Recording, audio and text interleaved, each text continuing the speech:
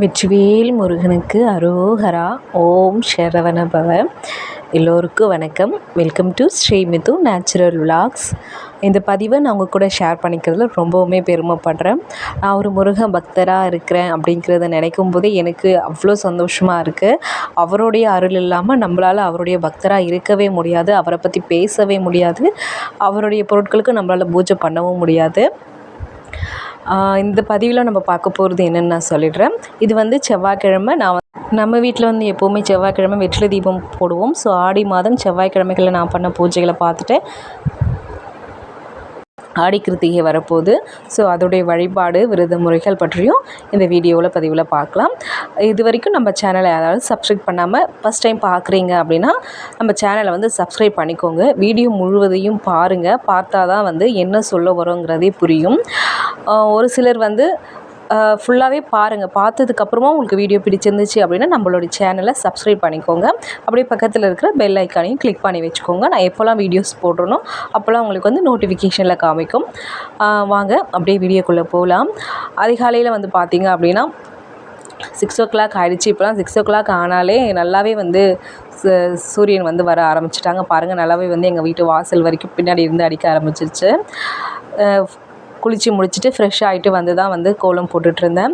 ரொம்பவுமே அழகாக இருந்தது கம்பி கோலம். இது நம்ம வீட்டு வாசலில் போடும்போது அவ்வளோ அழகாக இருக்குது. வெள்ளிக்கிழமைகளில், செவ்வாய்க்கிழமைகளில், நல்ல நாட்கள்லாம் இது மாதிரி போடும்போது அவ்வளோ அழகாக இருக்கும். இன்னுமே கிராமத்துலலாம் அழகாக சாணம் தெளித்து கோலம் போடுவாங்க. அது இன்னுமே பார்க்குறதுக்கு அவ்வளோ அழகாக இருக்கும். நம்ம இப்போ இருக்கிற வீட்டில் தான் நம்மளால் போட முடியும். இதுலேயுமே நல்லா அழகாக இருந்துச்சு. கலரெல்லாம் கொடுத்து போட்டோம் அப்படின்னா அவ்வளோ சூப்பராக இருக்கும் பார்க்குறதுக்கு. அப்படி கோலம் போடுறத பார்த்துக்கிட்டே வாங்க பதிவுக்குள்ளே போகலாம். ஆடி கிருத்திகை இந்த வருஷம் 2026 எப்போது வருதுன்னு ஃபஸ்ட்டு பார்த்துடலாம். வர ஆகஸ்ட் மாதம் 6ஆம் தேதி மாலை ஈவினிங் மேலே தான் கிருத்திகை தொடங்குது. மறுநாள் 7ஆம் தேதி ஈவினிங் 5 மணி வரைக்குமே இருக்குது. ஸோ அதனால் 2 நாளுமே நம்ம கிருத்திகை வழிபடலாம். ஆடி கிருத்திகை ஆடி கிருத்திகை அப்படிங்கிறது பார்த்திங்க அப்படின்னா அம்பாளுக்கும் நம்ம வழிபடலாம், முருகப்பெருமானையும் வழிபடலாம், 2 பேரையுமே வழிபடலாம்.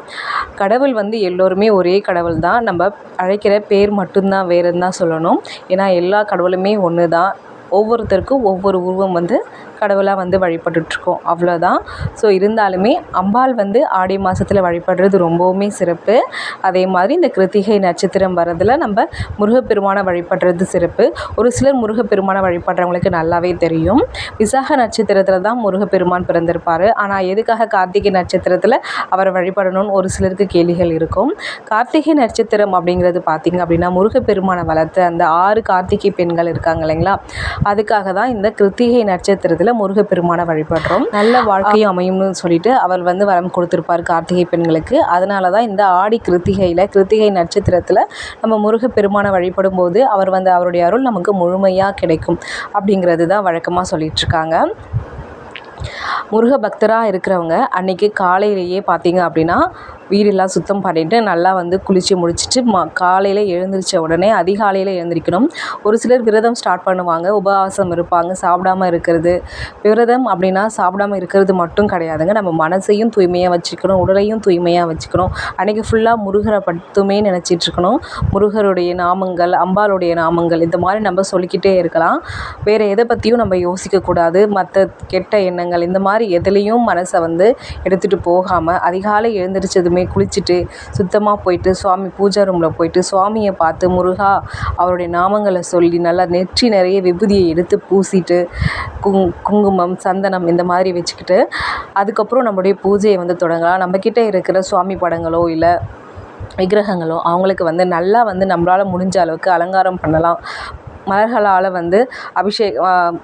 அபிஷேகம் பண்ணிவிட்டு மலர்களால் நம்ம அர்ச்சனை பண்ணலாம். நமக்கு தெரிஞ்ச பாடல்கள், திருப்புகள் இருக்குது, கந்த அலங்காரம் இருக்குது, கந்தர் அனுபூதி இருக்குது, வேல்மாறல் இருக்குது. இந்த மாதிரி முருகருடைய நாமங்களை சொல்லலாம். அவருடைய முருகா அரோகரா அப்படிங்கிறத நாமங்கள் சொன்னாலே அவர் மனசு குளிர்ந்து போயிடுவார். முருகனுடைய அருள் எல்லோருக்கும் நல்லாவே முழுமையாக கிடைக்கும். அவரை மட்டுமே அன்றைக்கெல்லாம் நினச்சிட்ருக்கணும். அந்த மாதிரி நம்ம முருகரை வழிபடும் போது நம்ம எதை நினச்சி அவர்கிட்ட வேண்டுதல் வைக்கிறோமோ அதை வந்து நம்மளுக்கு நிறைவேற்றி கொடுப்பாரு. உங்ககிட்ட இருக்கிற விக்கிரகங்கள், வேல் இதெல்லாம் இருந்துச்சு அப்படின்னா அதுக்கு வந்து அபிஷேகம் பண்ணுறது ரொம்பவுமே நல்லது. ஏதாவது பாடல்கள் சொல்லி கந்தர் அலங்காரம் இருக்குது, கந்தர் அனுபூதி சொல்லி வந்து நம்ம பண்ணலாம். திருப்புகழ் வந்து ஒவ்வொன்றுத்துக்கும் ஒவ்வொரு திருப்புகழ் இருக்குது. வேலை கிடைக்கணும், திருமணமாகணும், குழந்தை பிறக்கணும், இந்த மாதிரி நோய் நீங்கணும், இதுக்கு எல்லாமே வந்து திருப்புகழில் வந்து ஒவ்வொருத்துக்கும் ஒவ்வொரு திருப்புகழ் இருக்குது. அந்த மாதிரி சொல்லி நம்மளுடைய வேண்டுதலை வச்சுக்கலாம். ஒரு சிலருக்கு வந்து படையல் போட்டு வந்து வழிபடுறது இருக்கும். ஒரு சிலர் வந்து ஏதாவது சிம்பிளாக ஒரு நெய்வேத்தியம் வச்சுக்குவாங்க.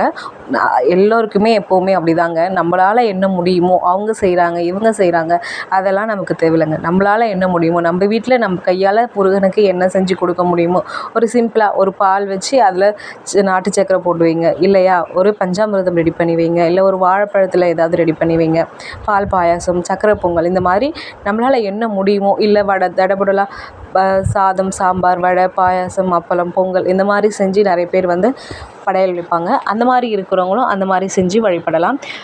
காலையிலேருந்து விரதம் இருக்க போகிறீங்க அப்படின்னா எதுவுமே சாப்பிடாத காலையில் முருகப்பெருமானுக்கு இந்த மாதிரி ஒரு நெய்வேத்தியம் வச்சு அதை வந்து நீங்கள் எடுத்துக்கலாம். எடுத்துகிட்டு அன்றைக்கி முழுக்க வந்து முக்கியமாக தண்ணியை வந்து எடுத்துக்கணும். எந்த விரதம் இருந்தாலும் தண்ணியை வந்து எடுத்துக்கணும். தண்ணியை குடிச்சிட்டு இருக்கலாம். ஈவினிங் 6 மணிக்கு மேலே மறுபடியும் வந்து முருகப்பெருமானுக்கு இந்த மாதிரி வந்து பூஜை செய்யணும். ஏதோ ஒரு நெய்வேத்தியம் நம்மளால் முடிஞ்சதை செஞ்சு வச்சுட்டு படைச்சிட்டு அந்த நெய்வேத்தியத்தை நம்ம எடுத்து நம்மளோட விரதத்தை முடிச்சுக்கலாம். இப்படி தான் வந்து முருகப்பெருமானுக்கு நம்ம விரதம் இருக்கணும். வெறும் சாப்பிடாம மட்டும் இருந்துட்டு மீதி நான் என்ன வேணாலும் பண்ணுவேன் அப்படின்னா அப்படிலாம் கிடையாதுங்க. அன்றைக்கி முழுக்க முழுக்க கடவுளை பற்றின அவகம் தான் நமக்கு இருக்கணும். கண்ணையும் காதையும் வேறு எங்கேயும் செலுத்தாமல் நம்ம கண்கள் வந்து முருகப்பெருமானையோ இல்லை அம்பாலையோ இல்லை சிவபெருமானையோ இந்த மாதிரி கடவுள்களை தான் பார்க்கணும். கெட்டதை பார்க்கக்கூடாது.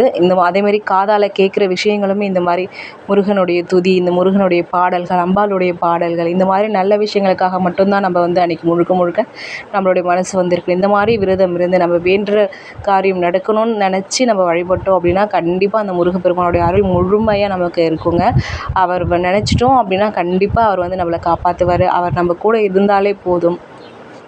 இந்த மாதிரி தான் முருகப்பெருமானுடைய விரதங்களை வந்து நம்ம இருக்கணும். கார்த்திகை விரதம் அன்றைக்கி நாளைக்கு வந்து நம்மளோட பதிவில் கிருத்திகை அன்னைக்கு என்ன கோலம் போடலாம் அப்படின்னு சொல்லிட்டு நான் பதிவில் வந்து கொடுக்குறேன். இன்றைக்கி போட்ட கோலமுமே அவ்வளோ அழகாக இருந்துச்சு. இந்த மாதிரி சிம்பிளாக நான் இன்றைக்கி வந்து செவ்வாய்க்கிழமை வந்து வழிபட்டிருந்தேன். வெற்றிலை தீபம் போட்டு முருகருக்கு என்னால் முடிஞ்ச நெய்வேத்தியம் வெற்றிலைப்பாக்கு, வாழைப்பழம் வச்சுருந்தேன். அப்புறம் பால் வச்சு நாட்டு சக்கரை இதுதான் வந்து இன்றைக்கி நெய்வேத்தியமாக நான் கொடுத்துருந்தேன். இந்த மாதிரி நம்மளால் என்ன முடியுமோ அதை தான் நம்ம பண்ண முடியும். கண்டிப்பாக நம்ம மனசு வந்து முழுக்க முழுக்க முருகப்பெருமானை வந்து நம்ம நினச்சிட்டு இருந்தோம் அப்படின்னாலே போதும். அவருக்கு வந்து கண்டிப்பாக நம்ம மேலே வந்து அவருடைய அருள் வந்து முழுமையாக இருக்குங்க. அவருக்கு ரொம்பவுமே இந்த மாதிரி ஒரு எளிமையான பூஜை தான் ரொம்ப பிடிக்குங்க. ஆனால் நம்ம வந்து முழு பக்தியையும் அவர் மேலே செலுத்திட்டோம் அப்படின்னா அவருடைய அருள் வந்து நமக்கு முழுமையாக கிடைக்கும்.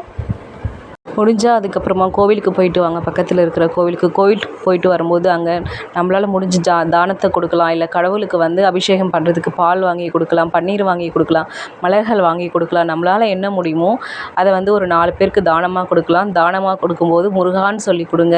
அந்த முருகனுக்கு ரொம்ப பிடிக்கும். அவரோட பேரை சொல்லி நம்ம தானம் பண்ணும்போது அது அவருக்கே வந்து நம்ம கொடுக்குற மாதிரி அவர் வந்து ரொம்பவுமே சந்தோஷப்படுவார். ஸோ இந்த மாதிரி வந்து நம்ம வழிபடும் போது ரொம்பவுமே நம்மளுக்கு வந்து சிறப்பாக இருக்கும். இந்த மாதிரி முருகனை வழிபடுங்க. அவருடைய முழுமையான அருள் எல்லோருக்குமே கிடைக்கும். வீடியோடைய நிறைவு பகுதிக்கு வந்துட்டோம். இந்த வீடியோ பிடிச்சிருந்துச்சு அப்படின்னா லைக் கொடுங்க. நம்ம சேனலை சப்ஸ்கிரைப் பண்ணி வச்சுக்கோங்க. தேங்க்யூ ஃபார் வாட்சிங்.